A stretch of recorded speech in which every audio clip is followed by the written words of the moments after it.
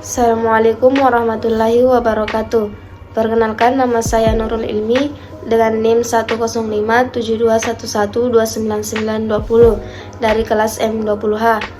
Di sini saya akan memaparkan materi mengenai gadai syariah atau RAN. Di mana yang pertama kita harus ketahui yaitu pengertian dari gadai itu sendiri, di mana gadai adalah suatu hak yang diperoleh seseorang yang berpiutang atas suatu barang yang bergerak atau tidak bergerak.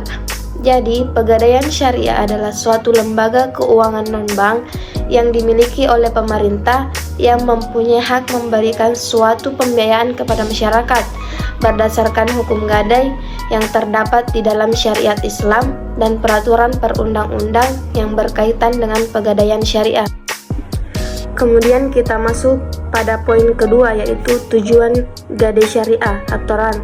Yang pertama, tujuan gadai syariah itu sendiri untuk ikut berperan dalam melaksanakan dan menjunjung tinggi pelaksanaan kebijakan dan program dari pemerintah, baik di bidang ekonomi atau pembangunan nasional, yang pada umumnya dapat melalui penyaluran uang pembiayaan atas dasar hukum gadai. Tujuan kedua yaitu untuk menerapkan sistem gadai bebas bunga yang berfungsi sebagai jaring pengaman sosial.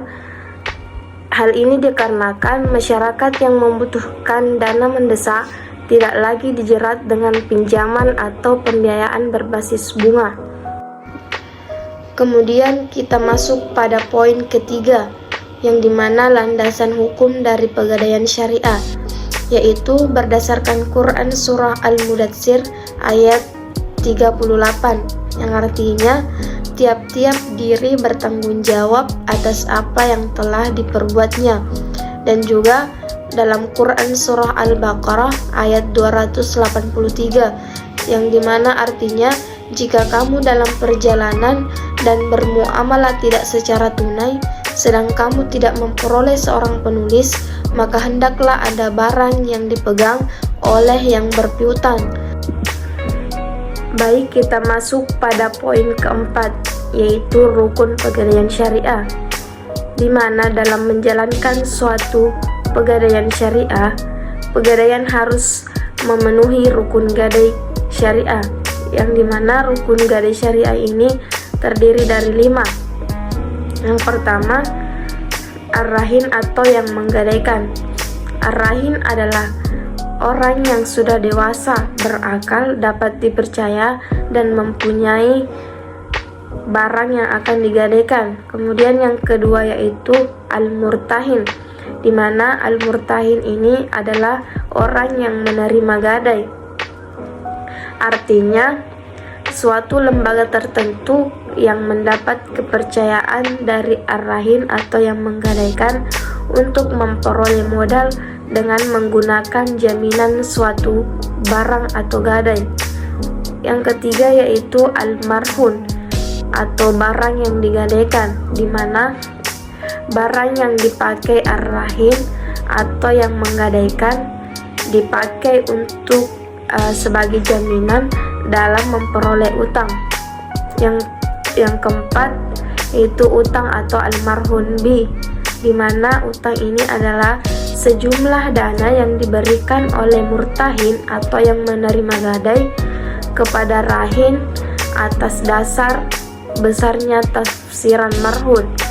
Yang terakhir, sikhat, ijab, dan qabul, yang dimana merupakan suatu kesepakatan yang dilakukan antara rahin atau yang menggadaikan dan murtahin yang menerima gadai dalam melakukan transaksi gadai. Baik, kita masuk pada poin kelima, yaitu hak dan kewajiban pelaku gadai syariah.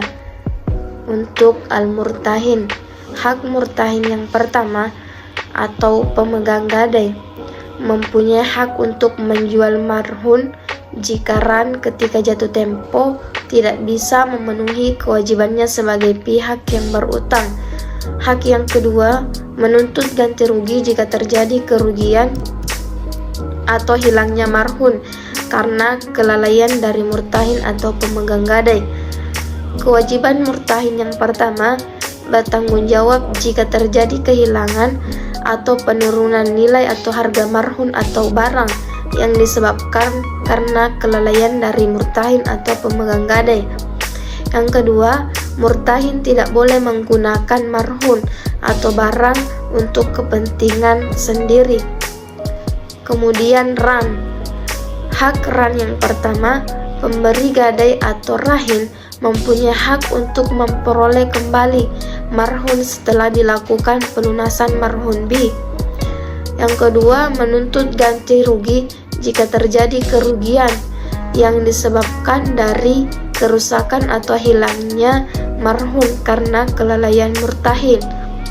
Kemudian kewajiban ran yang pertama, melunasi marhun B yang sudah diterima dari murtahin dalam jangka yang sudah ditentukan dan biaya lainnya yang sudah ditentukan oleh murtahin atau pemegang gadai. Pada poin kelima, syarat pegadaian syariah. Yang pertama, untuk ran dan murtahin. Untuk ran dan murtahin harus mengikuti semua syarat, yaitu berupa kemampuan berakal sehat.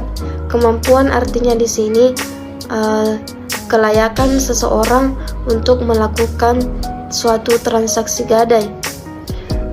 Syarat yang kedua yaitu sikhat.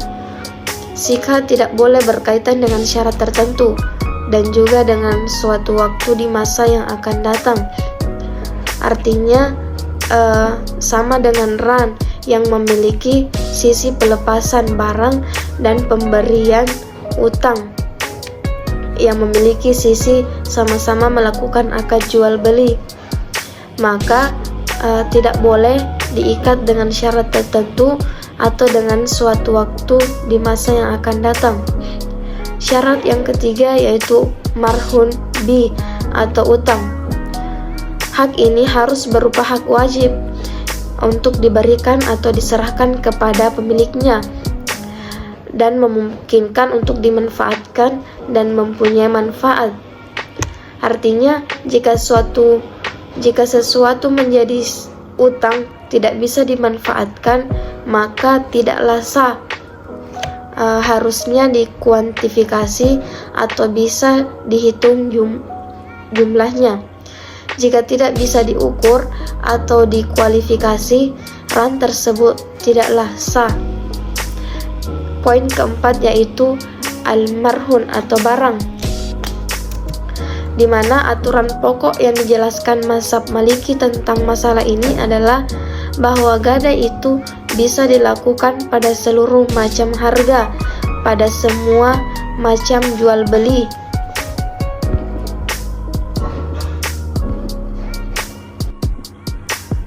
Baik, selanjutnya kita masuk pada poin ke-6, yaitu akad pegadaian syariah.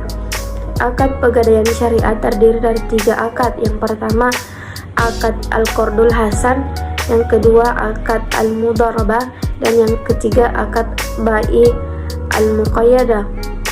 Yang pertama, akad al-qardul hasan. Akad ini dilakukan pada kasus nasabah yang menggadaikan barangnya untuk kebutuhan konsumtif, di mana kebutuhan konsumtif ini yaitu kebutuhan yang tak terhingga dan terus bertambah. Oleh karena itu, nasabah akan memberikan sejumlah biaya kepada pegadaian yang sudah menjaga atau merawat barang gadainya tersebut. Kemudian akad yang kedua yaitu akad al-mudharabah. Akad ini dilakukan untuk para nasabah yang menggadaikan jaminannya untuk menambah modal usaha atau pembiayaan investasi dan modal usaha. Dengan begitu, rahin atau pemberi gadai akan bagi hasil dengan nasabah kepada murtahin atau pemegang gadai dengan kesepakatan sampai modal yang dipinjam dapat dilunasi. Yang terakhir, akad bai al-muqayyadah. Untuk sementara ini, akad tersebut bisa dilakukan apabila rahin menginginkan menggadaikan barangnya untuk memenuhi kebutuhan yang produktif.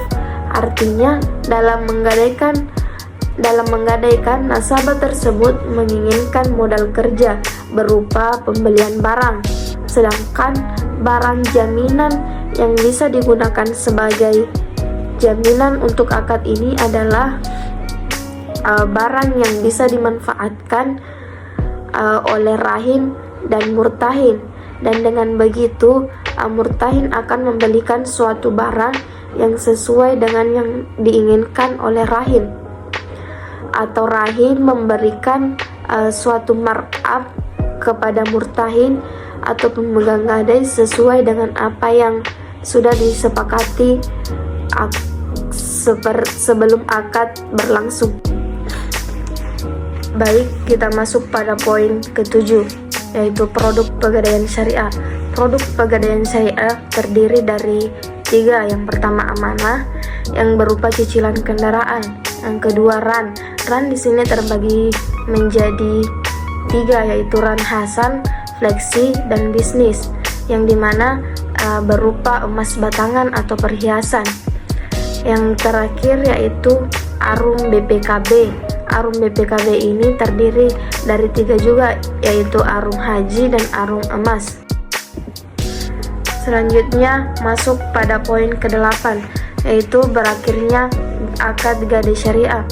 Akad gadai syariah akan berakhir apabila yang pertama, barang gadai sudah diserahkan kembali kepada pemiliknya. Kemudian yang kedua, rahin atau pemberi gadai sudah melakukan pembayaran atau sudah melunasi hutangnya. Yang ketiga, pembebasan hutang dengan menggunakan cara apapun, meskipun dengan pemindahan oleh murtahin atau pemegang gadai. Yang keempat, rusaknya barang yang bukan dikarenakan oleh tindakan atau pengguna murtahin atau pemegang gadai. Selanjutnya kita masuk pada poin terakhir, yaitu persamaan dan perbedaan pegadaian syariah dengan pegadaian konvensional. Yang pertama, persamaan. Sama-sama jika batas waktu pinjaman yang habis, barang yang digadaikan boleh dijual atau dilelang. Persamaan kedua, biaya barang yang digadaikan ditanggung oleh pemberi gadai. Yang ketiga, tidak boleh mengambil manfaat atau keuntungan dari barang yang digadaikan tersebut. Yang keempat, adanya agunan yang digunakan sebagai jaminan utang. Dan yang terakhir, hak gadai atas pinjaman uang. Kemudian perbedaan antara pegadaian syariah dan pegadaian konvensional. Untuk pegadaian syariah, di sini ran dan dalam hukum Islam dilaksanakan atau dilakukan secara sukarela berdasarkan prinsip tolong menolong tanpa mencari keuntungan satu sama lain. Sedangkan untuk pegadaian konvensional, gadai menurut hukum perdata di samping mempunyai prinsip tolong menolong, juga menarik keuntungan dengan menggunakan cara menarik bunga atau sewa modal. Perbedaan kedua untuk pegadaian syariah. Dalam hukum Islam, ran berlaku pada seluruh benda, baik yang bergerak atau yang tidak bergerak. Sedangkan pegadaian konvensional, dalam hukum perdata, hak gadai hanya berlaku terhadap benda yang dapat bergerak. Yang terakhir, untuk pegadaian syariah. Dalam pegadaian syariah tidak menggunakan istilah bunga, sedangkan dalam pegadaian konvensional menggunakan istilah bunga. Jadi kesimpulannya yaitu pegadaian syariah merupakan suatu lembaga keuangan non-bank yang dinaungi oleh pemerintah yang mempunyai prinsip syariah dan berdasarkan peraturan perundang-undangan yang tidak memiliki sistem bunga apalagi sewa modal. Mungkin itu saja pemaparan materi dari saya. Kurang dan lebihnya mohon dimaafkan. Billahi taufik wal hidayah. Wassalamualaikum warahmatullahi wabarakatuh.